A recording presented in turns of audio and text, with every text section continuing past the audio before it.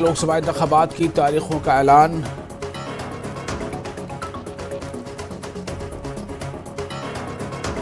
उन्नीस अप्रैल और 20 मई को जम्मू कश्मीर में वोटिंग।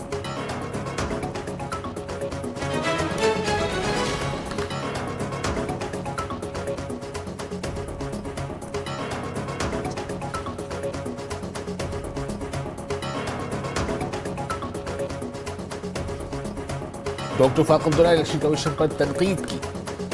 13 मई और 20 मई को होगी जम्मू कश्मीर इलेक्शन।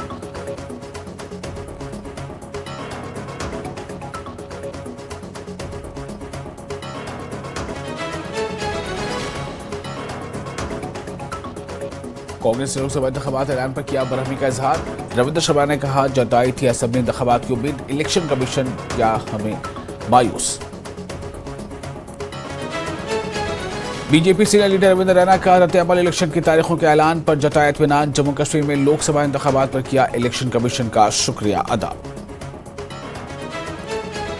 अपनी पार्टी ने की इलेक्शन कमीशन पर तनकीद। गुलाम हसन मीर ने कहा, चुनाव का ऐलान न होने से हुई मायूसी। लोकसभा के चुनाव हो सकते हैं तो असेंबली के क्यों नहीं। Headlines presented